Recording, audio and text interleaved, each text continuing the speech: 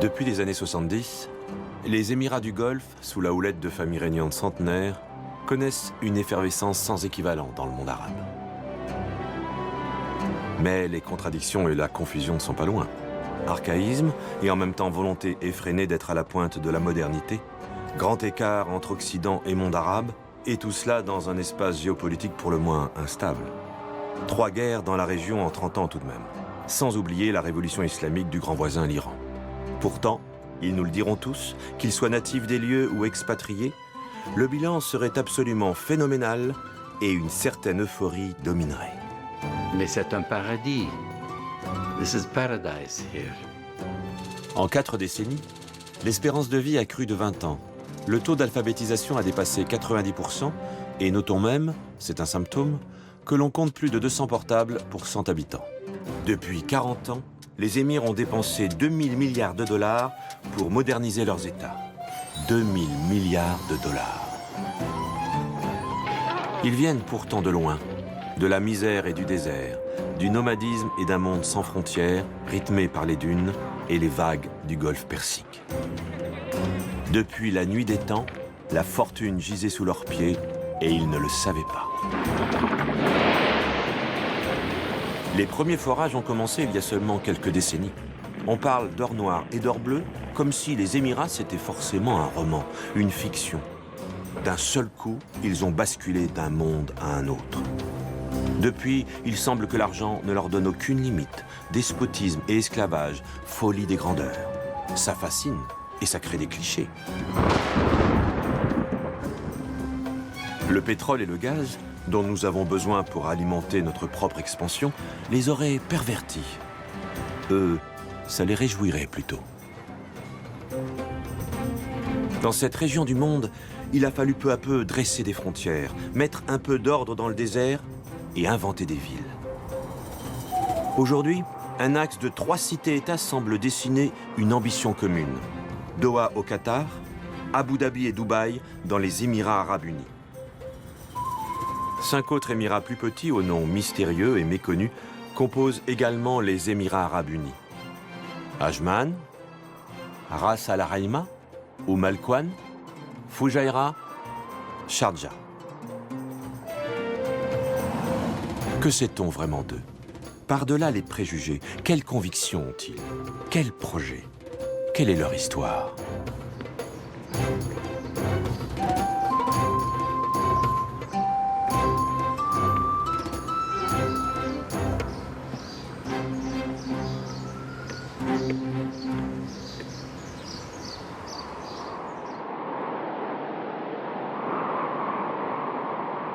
Il se trouve que l'un des plus éminents historiens du Golfe est un émir. Un petit film promotionnel nous renseigne sur l'émir et son émirat, Sharjah, que peu d'Occidentaux connaissent. 1 million d'habitants, une croissance annuelle de plus de 10%. Le pétrole y est exploité depuis 1974 et le gaz depuis 1982. Le bonheur serait au rendez-vous.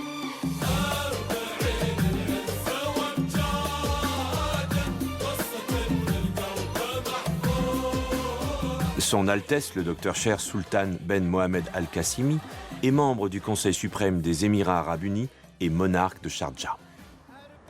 L'émir historien possède un musée qui porte son nom où sont rassemblés quelques petits souvenirs personnels.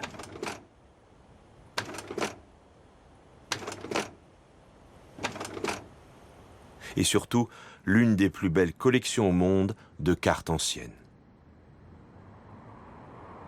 On y apprend que la région fut assez inhospitalière, côte dangereuse et principalement habitée par des pirates. Pirates, pirates. Quitter la capitale, traverser un bout de désert et ça y est, nous sommes dans la place.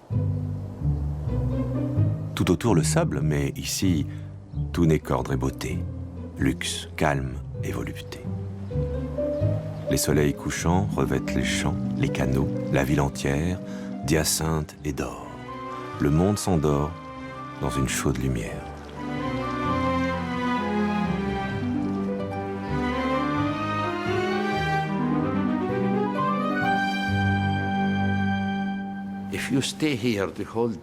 Vous pouvez rester ici toute la journée, vous n'entendrez pas le moindre bruit. Et pourtant, près de 70 personnes travaillent ici. Sauf qu'on ne peut ni les voir, ni les entendre. Ils ont des couloirs et des ascenseurs privés. Personne ne peut emprunter ces couloirs à part moi.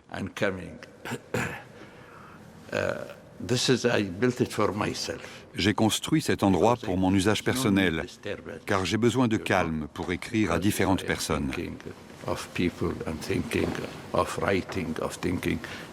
J'ai besoin d'un lieu tranquille. Je peux passer toute la journée dans ma bibliothèque. Personne ne viendra me déranger. Cette pièce est l'œuvre d'artistes italiens.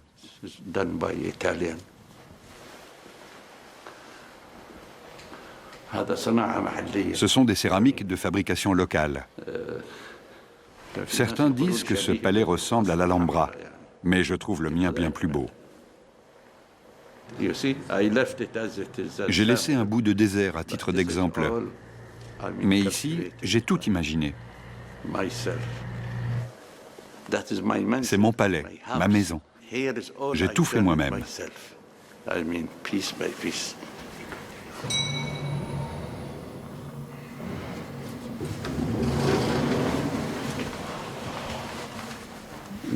Tous ces dossiers sont destinés à un livre que je suis en train d'écrire, les Qawasim et l'occupation britannique.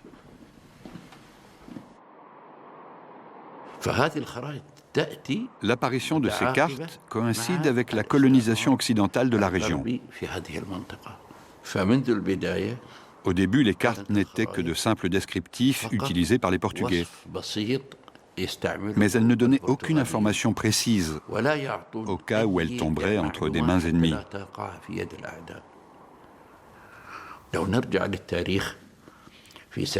Si on reprend l'histoire, en l'an 1450, les Turcs ont occupé Istanbul.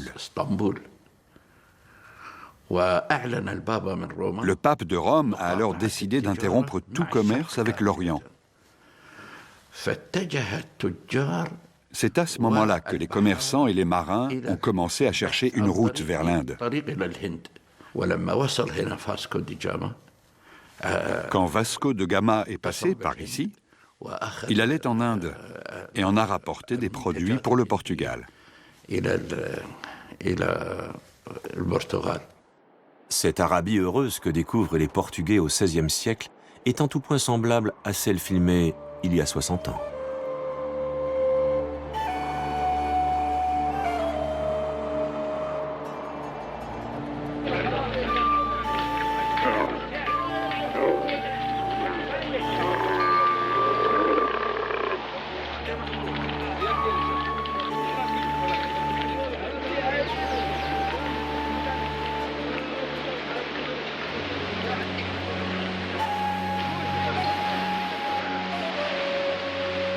Durant des siècles, il n'y a guère de villes dans cette région du monde.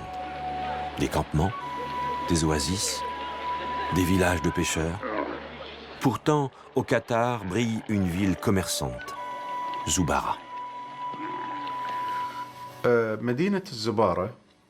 La première allusion à la ville de Zubara date de 1600.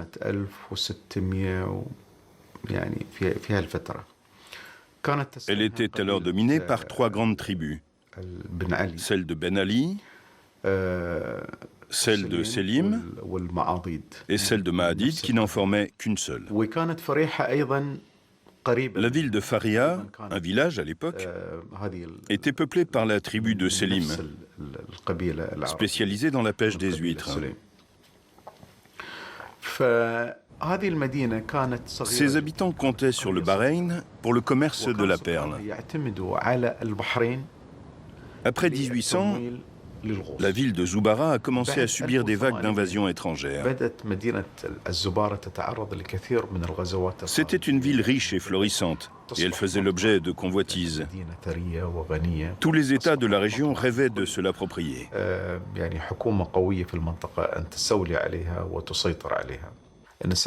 En 1830, les forces turques, aidées par l'émir du Bahreïn, ont commencé à taxer lourdement les habitants du Qatar.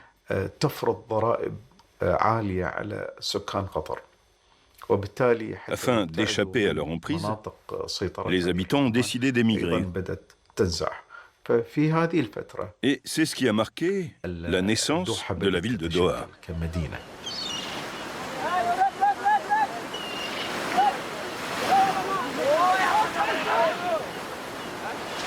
Les gens du Golfe sont alors d'une extrême pauvreté. Leur maigre richesse provient de la mer. Et pas seulement des sardines. Certains citoyens se sont même considérablement enrichis grâce au commerce de la perle précieuse. Toute une épopée.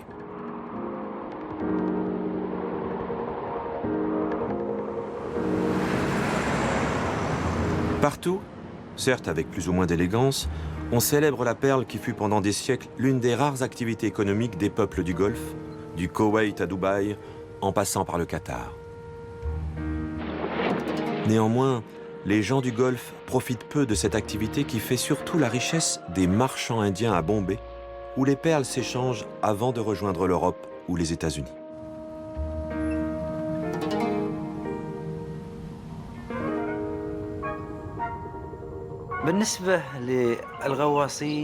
Autrefois, la plongée se faisait sans aucun matériel.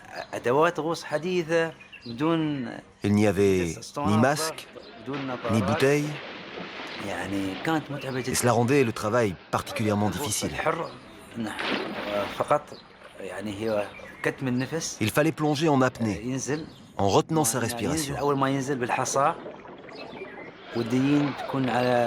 Le plongeur pouvait retenir sa respiration pendant 1 minute 40, pendant peut-être 2 minutes, voire 3 minutes, pour les plongeurs les plus expérimentés et les plus doués. Et cela leur permettait de ramasser des huîtres.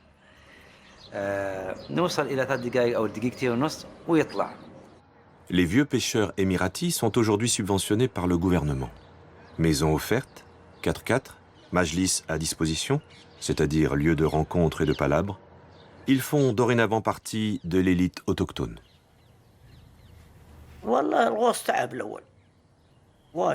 La plongée à l'ancienne n'était pas une partie de plaisir. C'était vraiment un travail épuisant. De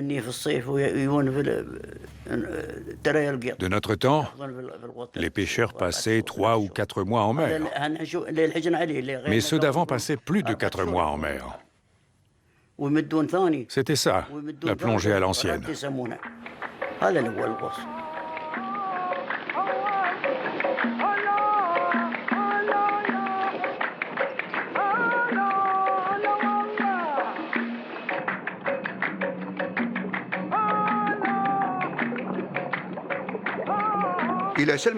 Au coucher du soleil, on comptait le nombre d'huîtres que chaque pêcheur avait récoltées. Et puis on mangeait. Il n'y avait pas grand-chose à se mettre sous la dent, seulement des dattes et du pain. Il n'y avait du riz qu'une fois par jour et uniquement au dîner. Les dattes, par contre, c'était matin, midi et soir. Quant à l'eau, il fallait se contenter d'un verre par personne. Le commerce de la perle devient une colossale entreprise. Transaction mondialisée qui, d'Anvers à New York, de Paris à Londres, confirme la dimension cosmopolite des gens du Golfe.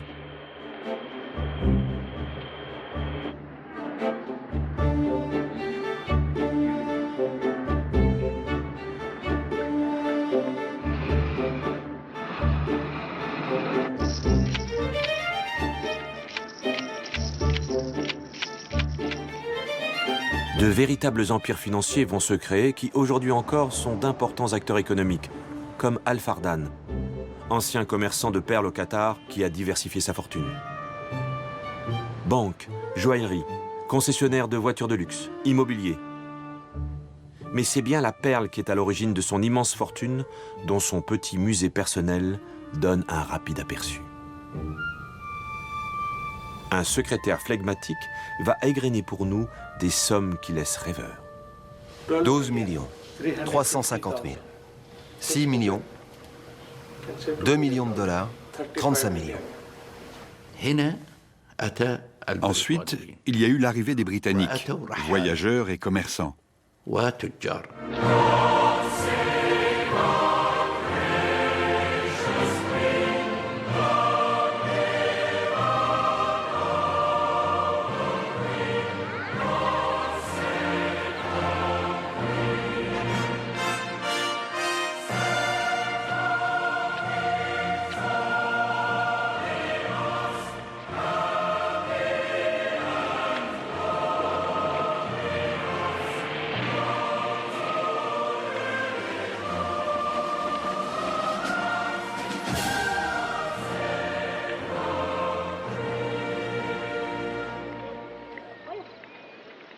Les Britanniques se sont sentis obligés de venir dans le Golfe pour faire cesser la piraterie. Les pirates venaient des îles du Golfe et s'attaquaient aux bateaux qui allaient jusqu'en Inde. Nous étions chez nous et nous étions considérés comme des pirates, alors que eux, ils venaient de la Manche. Comme souvent avec l'Empire britannique, ce qui a commencé comme un comptoir commercial s'est développé au fil du temps pour devenir une force d'occupation soutenue par l'armée et pour finir par le gouvernement britannique. Jusqu'à l'indépendance de l'Inde, cette région a été administrée comme si elle faisait partie de l'Inde.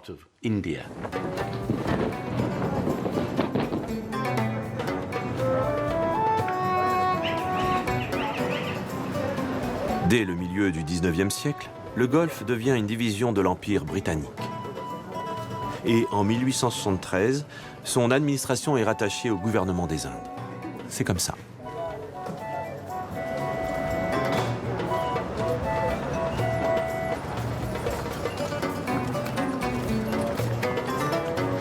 La domination anglaise va durablement marquer la vie des habitants du Golfe.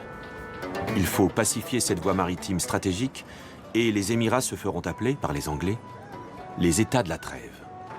Trêve de quoi? Au prétexte de lutter contre la piraterie, les Anglais s'imposent comme une puissance tutélaire et s'arrogent le monopole des routes commerciales.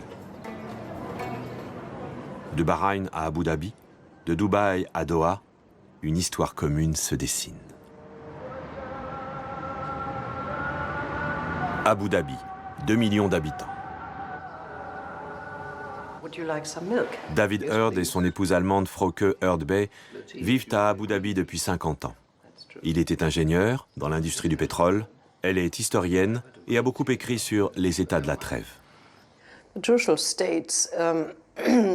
Les États de la trêve portent ce nom parce qu'en vieil anglais, le mot truce, trêve, désigne un accord moratoire.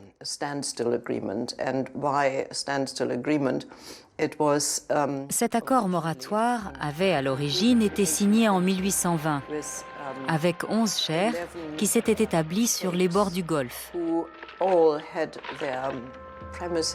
C'étaient des chers des côtes et il y avait parmi eux les chers du Bahreïn.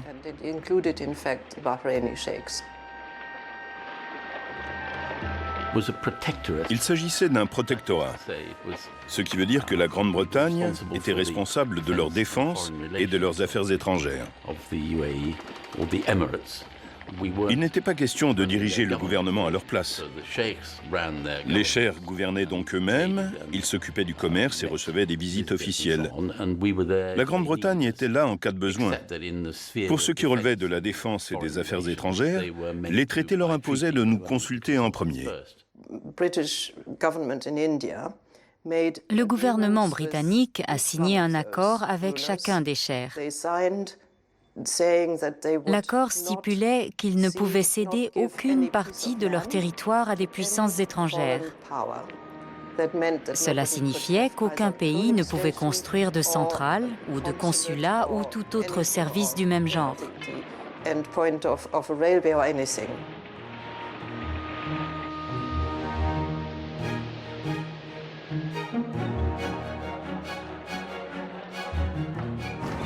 Le Golfe était déjà au centre de vastes routes commerciales reliant l'Occident à l'Asie. Ces marchands employaient une monnaie étrangère, la roupie indienne. Et dans ces ports travaillaient des migrants venus de pays lointains. Mais la vie quotidienne était pour le plus grand nombre d'une extrême austérité. Mohamed El Fahim, aujourd'hui brillant chef d'entreprise, se souvient de son Abu Dhabi natal.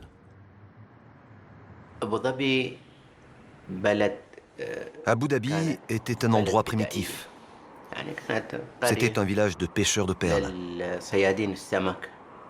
Il n'y avait ni rue, ni bâtiment, ni électricité, ni téléphone, ni infrastructure d'aucune sorte. Pendant plusieurs heures, il va évoquer l'insalubrité, l'absence d'écoles et d'hôpitaux. Abu Dhabi n'était qu'un village de pêcheurs fait de maisons en feuilles de palmier. Les chameaux et les ânes étant généralement les seuls moyens de transport. Mortalité infantile, malnutrition.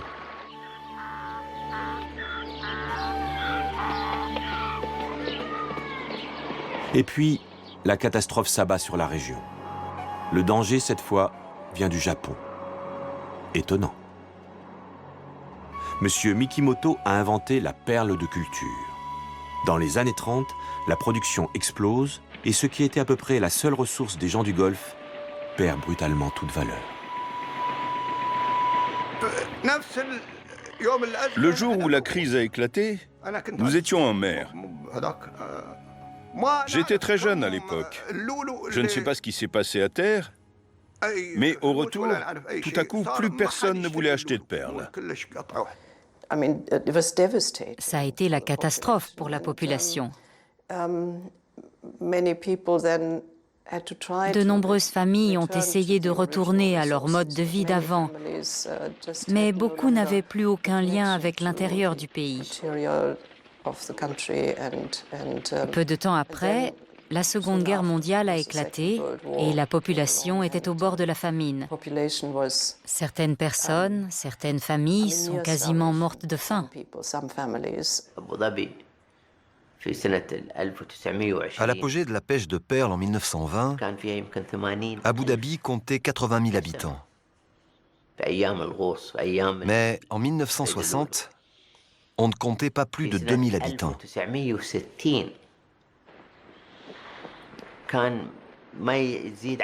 La situation était comparable dans le reste des Émirats.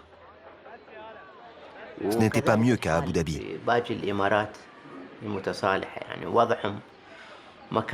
Et le commerce des perles s'est arrêté à la fin de la Seconde Guerre mondiale.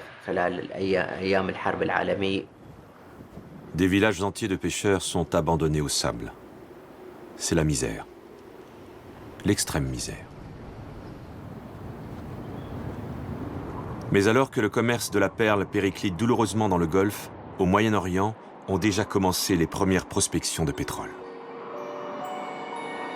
Longtemps, le Golfe s'est inscrit dans les intérêts de l'Inde britannique. Avec la découverte du pétrole au début du XXe siècle, ce statut change complètement. Le pétrole est découvert en Perse en 1908 et exploité dès l'année suivante par l'Anglo Oil Persian Company, qui est une compagnie étroitement liée à l'État britannique, puisque celui-ci, à la veille de la Première Guerre mondiale, en détient plus de la moitié des parts. Avec la découverte du pétrole en Perse, toute la région du Golfe devient éminemment stratégique pour les Britanniques. Avec la découverte de gisements pétroliers considérables dès le début du XXe siècle, la Perse, l'Irak et bientôt l'Arabie saoudite écrasent par leur puissance les Émirats du Golfe. Il faudra attendre la veille de la Seconde Guerre mondiale pour qu'un espoir énergétique surgisse pour les Émirats. Un premier accord a été signé avec les compagnies pétrolières à Abu Dhabi en 1938. Mais avant la Seconde Guerre mondiale, il n'y a pas eu beaucoup d'activités, et encore moins pendant la guerre. Le travail d'exploration a vraiment commencé dans les années 50. Le pétrole a d'abord été découvert à Abu Dhabi, à la fois onshore et offshore.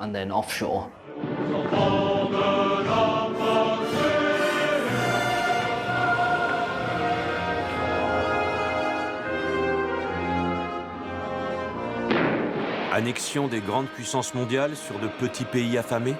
Non, on ne dit pas la France, les États-Unis ou l'Angleterre, on dit Exxon, Total, British Petroleum.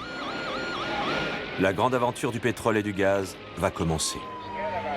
Les chefs de tribu, les émirs, les bédouins et les pêcheurs de perles au chômage ont de quoi être quelque peu déstabilisés. Débarque dans le même mouvement une cohorte d'occidentaux, ingénieurs, scientifiques, cadres spécialisés, ouvriers aguerris, géologues. Mais aussi derrière eux, aventuriers, mercenaires, banquiers plus ou moins fiables, mafieux et affairistes, qui savent que l'or est à leurs pieds. Une sorte d'impérialisme très désorganisé s'abat sur les gens du Golfe. Dans leur esprit, l'or noir est peut-être aussi périssable que la perle. Attention de ne pas de nouveau sombrer dans la misère quand s'épuiseront les ressources venues du ventre de la terre. C'est l'une des hantises du cher Charbout, lui qui règne en maître dans l'émirat d'Abu Dhabi, le plus riche en pétrole. Mais justement, il porte le flanc à la critique des Occidentaux. Il ne serait pas à la hauteur des nouveaux enjeux économiques. Car pour eux, rien n'est encore transformé, ni pour leur prince, le Shir Shakbout bin Sultan, qui n'a rien changé à sa vie malgré la fortune, qui du jour au lendemain lui est revenu. Le Cher Charbout se trouvait dans une situation terriblement compliquée. C'était lui le chef. Il devait maintenir le pays debout. Il a donc gouverné en étant, comment dire, assez nerveux, mais fermement encouragé par son oncle, le Cher Khalifa. C'était un dirigeant nerveux, mais néanmoins efficace. Il a défendu l'intégrité de son pays, qui était alors sous la menace de l'Arabie saoudite. En effet, en 1952, a éclaté le conflit de Bouraimi, une oasis convoitée par l'Arabie saoudite qui est soutenue par la compagnie américaine Aramco. Abu Dhabi, de son côté, est soutenu par les compagnies britanniques et le Cher Charbout doit défendre l'intégrité de son territoire en dépit de guerres larvées que se livrent les grandes puissances pour le contrôle du pétrole.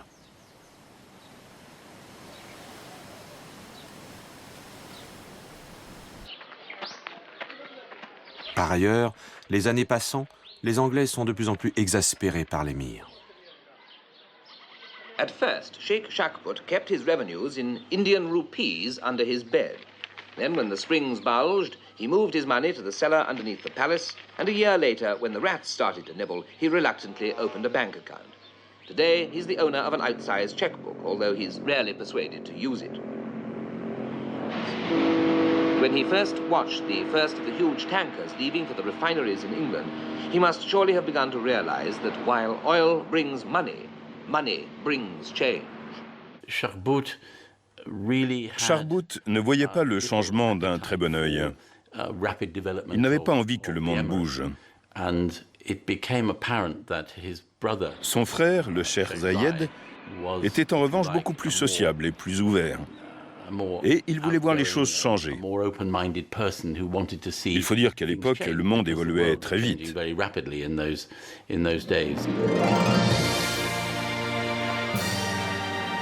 Le nom est prononcé, le Cher Zayed. La solution pour les compagnies étrangères va donc venir du frère du Cher Charbout. Gouverneur de Al Ain, la deuxième ville du pays, le Cher Zayed est bien plus jeune et dynamique que son frère, et bien plus charismatique.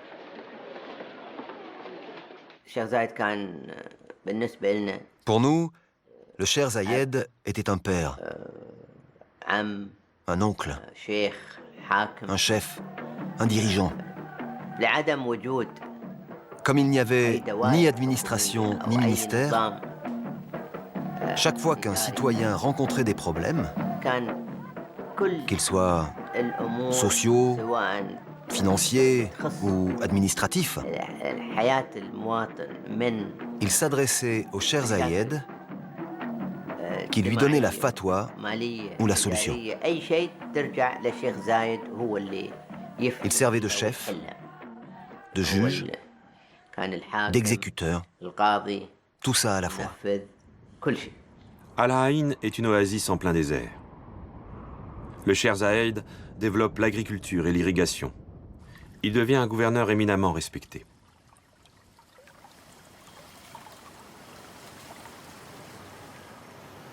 Le siège de son gouvernement à Al Ain a pris beaucoup de place au sein de l'émirat. Le Cher Zayed reçoit dans son majlis les chefs de tribus pour régler ensemble les problèmes sociaux et économiques. À 150 km de là, à Abu Dhabi, le pouvoir semble figé. Britain controls Abu Dhabi's foreign affairs and guarantees internal security. But she's no direct means of moulding domestic policy. Partly because of this, the country's £25 million development plan is still in the Sheikh's pending tray. Si le Cher Charbout avait regardé la télévision, l'avait-il seulement? Il aurait pu découvrir que le représentant de sa gracieuse majesté faisait de plus en plus souvent le voyage à Al Ain pour déjeuner avec son nouvel ami, le Cher Zayed. Nous préférions traiter avec quelqu'un qui avait une vision plus internationale des événements. et qui était en faveur du changement. Ça a donc été une bonne chose que le Cheikh Zayed prenne le pouvoir en 1966, parce qu'il souhaitait voir son émirat se transformer.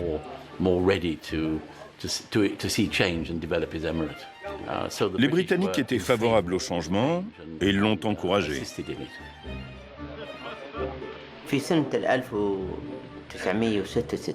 En 1966, la famille gouvernante s'est mise d'accord avec le Cheikh Zayed pour qu'il ne soit plus seulement le gouverneur de Al Ain, mais qu'il détienne aussi le pouvoir à Abu Dhabi. Cela lui permettait de gouverner à la fois à Abu Dhabi et à Al Ain. Bien sûr, le Cheikh Sharbout était exclu de cette décision. Il n'en savait rien. 6 août 1966. Le Cheikh Sharbout est prié de prendre ses quartiers d'été en Suisse. Le Cheikh Zayed a dorénavant tous les pouvoirs. At the wheel of this car is a man torn between two worlds. He's an Arab sheikh who was born in an old Arabia and will die in a new one. He worships Allah, loves the desert, and is one of the richest men in the world. His name is Zayd. L'affaire s'est donc réglée en famille, comme toujours ici, et avec l'appui des Anglais. Le Cheikh Zayed va sortir les liasses de billets des coffres de son frère et inonder le pays. Écoles, hôpitaux, infrastructures. Une véritable révolution industrielle et morale se met en place. Zaki Nusseibeh va devenir un personnage clé du régime. C'est le traducteur officiel du Cheikh Zayed et durant des décennies, il partagera l'intimité du souverain, porté par une admiration sans condition. C'était un homme de peuple. Ça veut dire à partir du petit matin, pour lui, un petit déjeuner même ne pouvait pas être pris seul.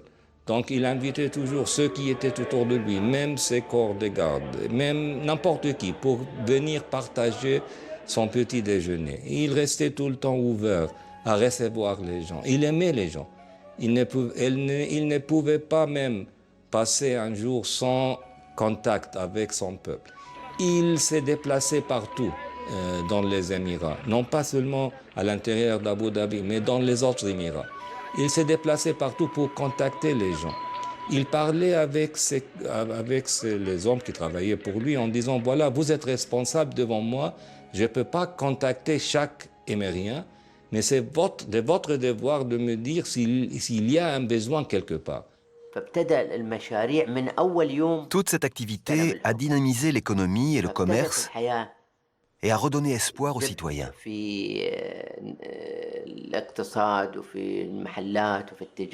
Le Cheikh Zayed a donné des maisons et des terrains à tout le monde.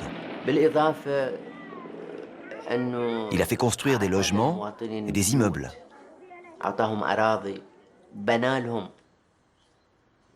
Notre vie a changé avec l'arrivée au pouvoir du Cheikh Zayed.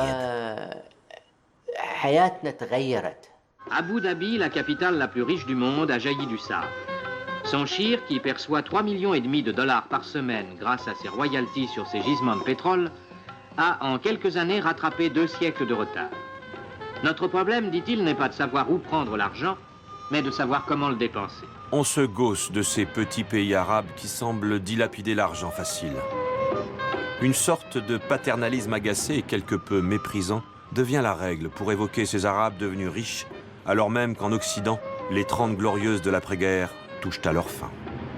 En attendant que soit achevé son nouveau palais, le Cheikh Zayed abrite ses Rolls, Mercedes et Ferrari sous des bâches. Il ne se sert en effet de ces bolides que pour des pointes de vitesse sur l'autoroute de 150 km qu'il a fait construire entre sa capitale et la frontière de l'émirat de Dubaï. Et puisqu'il y a une autoroute et des voitures, pourquoi n'y aurait-il pas de feu de circulation? L'émirat de Dubaï, 3 fois plus peuplé, c'est tout autre chose. Son port, où toutes les races du Moyen-Orient se sont rassemblées, c'est le port de Hong Kong du Golfe Persique. Plaque tournante de tout ce qui va vers l'ouest ou vers l'est, c'est la ville de tous les commerces et de tous les trafics. À Dubaï, règne le cheikh Rachid Al Maktoum, dont personne ne conteste la légitimité. L'expansion de son émirat ne repose pas sur l'exploitation du pétrole, qui ne sera découvert qu'en 1966, mais sur le commerce.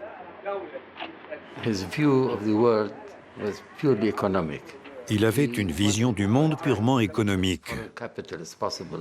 Il voulait attirer un maximum de capitaux étrangers afin de construire un pays moderne à Dubaï. C'est lui qui a favorisé l'entrée des capitaux étrangers à Dubaï.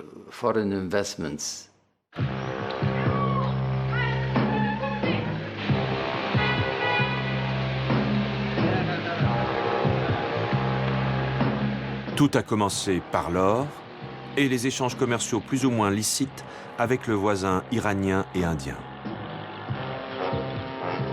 Mais cet or ne fait que passer. Coûtant 42 $ l'once à son arrivée à Dubaï, il est revendu 88 $ l'once aux Indes, où il parvient par des voies mystérieuses.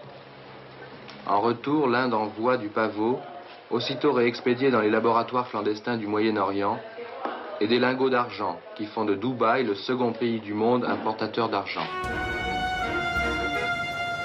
Dubaï devient une vaste plateforme mondialisée et un véritable paradis de la libre entreprise, mais aussi un paradis pour les contrebandiers. On imagine les espions, les conspirateurs, une population interlope. Après l'or, ce sera le juteux commerce avec l'Iran qui contribuera à la prospérité du port de Dubaï. Je me rappelle qu'au début, ici, les gens disaient « Mais pourquoi veut-il une cale sèche aussi grande ?» Ils étaient sidérés qu'il veuille construire un port de cette taille à Dubaï. Aujourd'hui, le port de Jebel Ali est tellement grand qu'on le voit de l'espace. Le cher Rachid avait énormément d'énergie et il était porteur d'une vraie vision. Il a commencé par faire désensabler le port de manière à ce que les bateaux puissent accoster directement dans la ville et décharger leurs marchandises. Il a réuni les marchands pour leur demander des fonds. Il a emprunté le reste au Koweït, il a désensablé le port qui s'est imposé comme un grand comptoir à la fin des années 50, début des années 60. Les émirs se rendent volontiers en Angleterre, le grand pays ami et protecteur. Les voyages se succèdent au fil des ans. Les émirs sont riches, mais leurs émirats fragiles. Pas de police, ni d'armée, pas d'institutions réellement indépendantes, pas de politique étrangère, pas d'État, juste une organisation tribale dépendante du Royaume-Uni.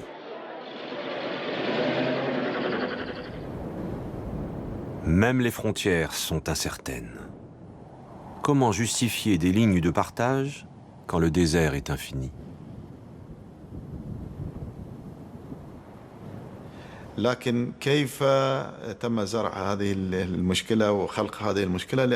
En 1954, le diplomate britannique Julian Walker a été chargé de tracer les frontières entre les Émirats.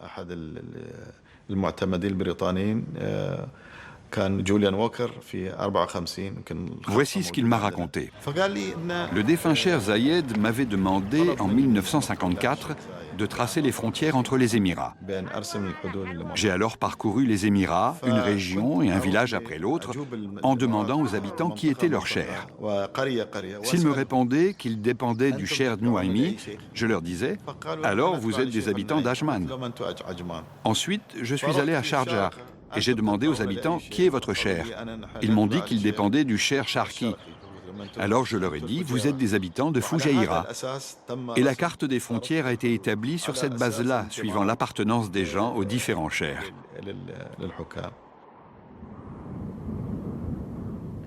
Et puis le pétrole attise les convoitises. Ce gisement surgit de nulle part. Il appartient à qui finalement ?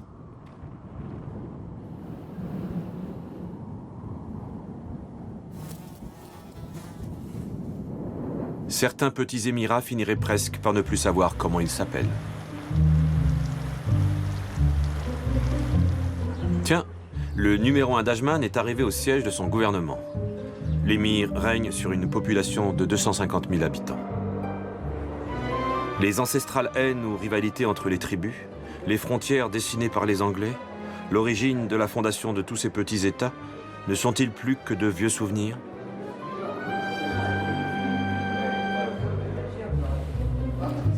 L'émir, le voilà. C'est lui. Son Excellence Humayd Ben Rachid Al Nouaimi n'apprécie que modérément que l'on évoque les limites de son État. لأن هذا is part of such a tribal conflict in the old days يعني so it's better not to mention. It was always part of Ajman, and it was always Ajman. When the country was established. Par qui ont-elles été dessinées? Il ne sait pas. Il fait mine de penser que c'est une histoire qui date de la nuit des temps.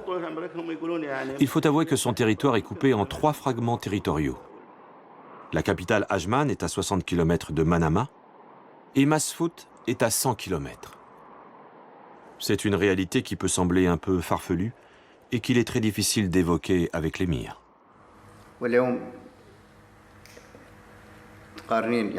Aujourd'hui, l'urbanisation dans les Émirats arabes unis a la même ampleur ici, à Ajman, qu'à Abu Dhabi, Dubaï ou dans d'autres Émirats. Pour nous, les liens qui unissent le gouvernement et le peuple sont comme ceux qui existent à l'intérieur d'une même famille. Nous partageons tous les mêmes joies et les mêmes peines.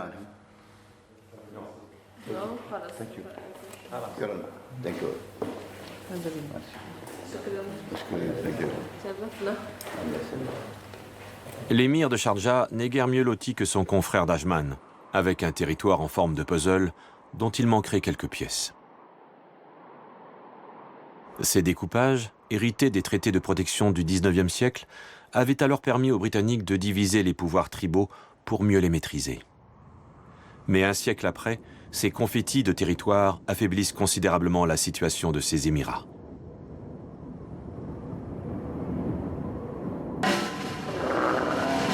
Et en 1968, coup de théâtre. Les Anglais partent. Sir William Luce, ambassadeur itinérant et envoyé spécial de la reine d'Angleterre dans le Golfe, est venu faire le tour des Émirats pour annoncer au souverain la décision prise par le gouvernement britannique de retirer ses troupes de la région avant la fin de 1971. Les Émirats du Golfe se sentent subitement bien fragiles. Ils sont riches, mais tout reste à inventer.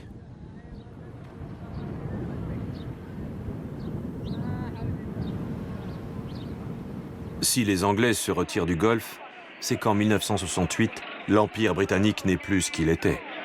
Crise économique, décolonisation.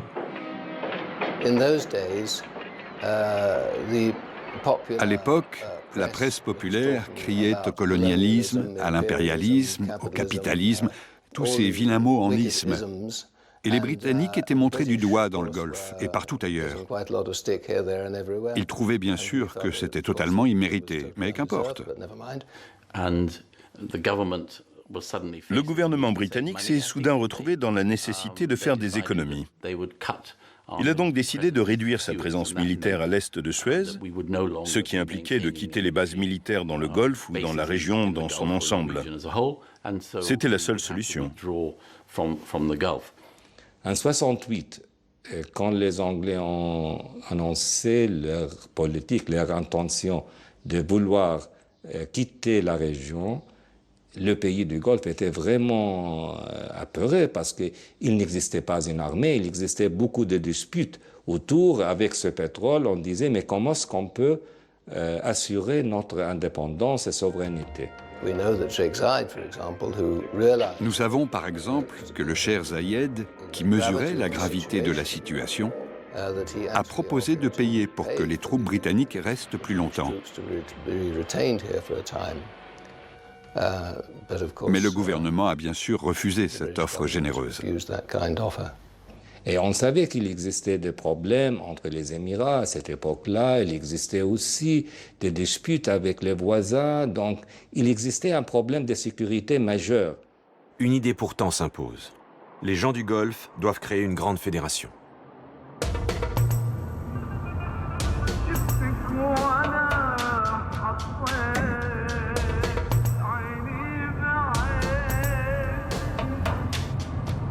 Le Cheikh Zayed prend la direction des négociations. Que construire? Des États-Unis du Golfe? S'inspirer de la formule européenne? En tout cas, chacun se met à rêver à un grand pays arabe qui serait à la fois un modèle de stabilité et de prospérité pour la terre entière. De toute façon, c'est une question de survie.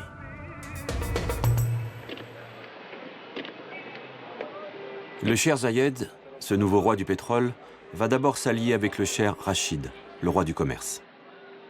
Un axe Abu Dhabi-Dubaï se dessine à la force du poignet. Au début, Cheikh Rachid de Dubaï était très soupçonneux. Il ne pensait pas possible de pouvoir établir un État moderne avec armée et tout. Cheikh Rachid était un homme très pratique. Pour Cheikh Rachid, la politique était une chose qui n'intéressait pas. C'est le business, c'est l'intérêt de l'État, c'est le commerce. Mais en effet, ils ont établi un contact très chaleureux. Les deux hommes se rencontrent fréquemment dans le palais de Dubaï du Cheikh Rachid. Mais dans l'émirat de Ras Al Khaimah, l'émir Al-Qassimi exprime des réticences face à la position dominante de ces deux hommes. Au Qatar, l'émir Al-Thani craint pour la souveraineté de son royaume. De l'émirat d'Umm Al-Quwain, où règne la famille Al-Mualla, à l'émirat de Fujairah, d'Ajman à Sharjah, les familles régnantes débattent.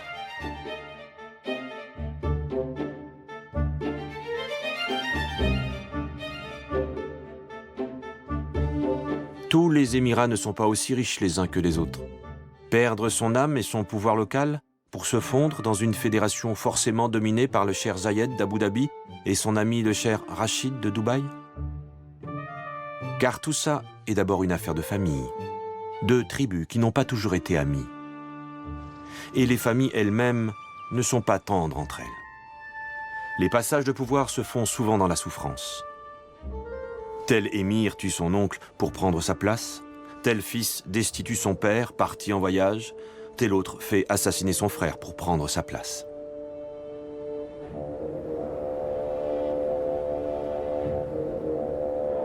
Les consultations se succèdent. Elles vont durer plus de 3 ans. Les émirs se rencontrent, signent des avant-projets, se rétractent. À cette époque, la Grande-Bretagne avait pour habitude d'essayer de regrouper ses anciennes colonies. Enfin, comme je l'ai dit, c'était des protectorats et non des colonies. Quoi qu'il en soit, les Britanniques voulaient que les pays du Golfe restent unis pour mieux s'imposer. Ce serait mieux qu'ils restent ensemble et forment un groupe plus grand. Mais essentiellement pour des raisons d'ordre familial et géographique, les deux États du Nord, le Bahreïn et le Qatar, sont partis chacun de leur côté.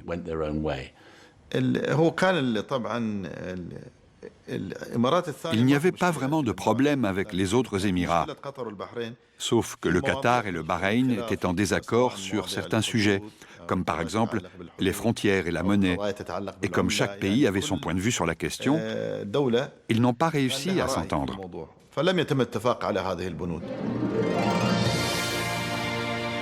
Le Qatar déclarera son indépendance en septembre 1971. Quelques semaines plus tard, les Émirats arabes unis feront de même.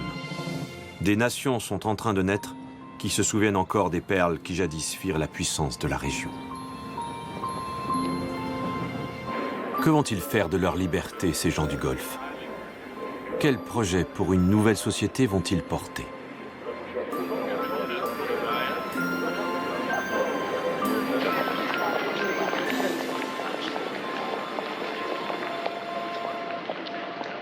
Le drapeau des Émirats sera frappé de couleurs évoquant les empires de l'âge d'or de l'islam. 4 bandeaux qui symbolisent ensemble l'unité de la nation arabe. Mais à peine devenue autonome, la région déjà vacille. L'Iran, immédiatement, investit les petites îles Tombes qu'elle revendique aux Émirats arabes unis. Une centaine d'habitants seulement, mais un confetti extrêmement stratégique, car rayonnant au large du détroit d'Ormuz, où transitent plus de 2000 pétroliers par an. Les Perses profitent de la précarité de ces Arabes, devenus un peu trop sûrs d'eux, avec leur grande fédération. Nous ne craignons pas les Iraniens, nous nous défendrons avec tous nos moyens. 5 gendarmes émiratis seront bien seuls face à l'armée du Shah.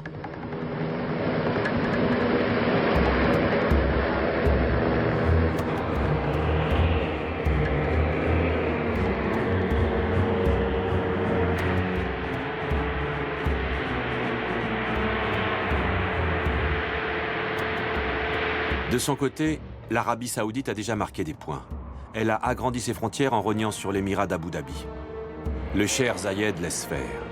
Ses envahissants voisins doivent devenir ses nouveaux protecteurs. Il privilégie la stabilité de son jeune État plutôt que la guerre, qui pour l'heure, avec 3 canons et quelques avions, n'aurait aucune chance d'être gagnée.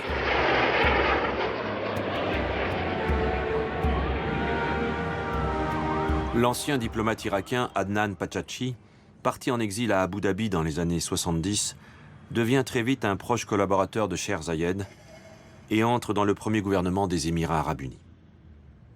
Le Cheikh Zayed voulait consolider les relations et en finir avec ses problèmes de frontières. C'est pour ça qu'il a fait beaucoup de concessions. Il disait « Nous avons suffisamment de pétrole. Si nous cédons quelques terres riches en pétrole à nos voisins pour assurer la paix et la sécurité le long de nos frontières, ce n'est pas grave, puisque nous en avons assez pour nos propres besoins. » Au Qatar, le jeune État se cherche. 6 mois après son indépendance, en février 1972, le cousin de l'émir joue la modernité pour évincer le monarque en place, accusé d'immobilisme et d'enrichissement vraiment personnel. Mais alors, vraiment trop personnel. C'est grâce à la télévision qu'il informe son peuple que c'est lui qui, dorénavant, va prendre les commandes du royaume. Rien ne doit arrêter le progrès. Le vieil émir est prié par son cousin de prendre ses quartiers d'hiver et un exil doré à Londres. Mais bientôt, la guerre du Kippour éclate, qui va bouleverser la donne. Les Égyptiens et les Syriens attaquent simultanément Israël. La principale conséquence de ce conflit, c'est le choc pétrolier de 1973. Les pays du Golfe décident une augmentation de 70% du prix du baril de pétrole et l'OPEP réduit sa production pour faire pression sur Israël et ses alliés. Les Émirats, le Qatar, le monde arabe savent dès lors qu'ils peuvent peser sur l'avenir économique de l'Occident tout entier. Avec l'embargo sur le pétrole de 1973, nous avons vu le prix de l'énergie s'envoler. Ça a marqué le début de ce que certains économistes considèrent comme le plus grand transfert de richesse de l'histoire de l'humanité. La crise actuelle nous fait basculer dès aujourd'hui dans l'ère du pétrole cher. Les difficultés d'approvisionnement, l'élévation des prix nous condamnent à limiter notre consommation. Mais est-ce possible ? L'OPEP a été créé dans les années 60 et Abu Dhabi en est membre depuis longtemps. Au départ, le rôle de l'OPEP était de garantir des taux plus équitables aux pays producteurs de pétrole face aux compagnies pétrolières qui dominaient le marché jusque-là. C'était elles qui fixaient les prix et les quotas de production et qui déterminaient aussi le montant des taxes versées aux pays producteurs. Ensuite, à partir de 1973, après le premier choc pétrolier, les prix ont considérablement augmenté. Et tout à coup, les pays producteurs de pétrole se sont retrouvés en position dominante. Une redistribution des richesses est en œuvre dont personne encore ne prend vraiment la mesure, ni n'est capable d'évaluer l'impact. Les pétromonarchies pèsent dorénavant sur le destin du monde, mais c'est sans compter sur l'insécurité de la région. Bientôt vont éclater les guerres du Golfe, qui mettront en péril ces petits paradis de prospérité.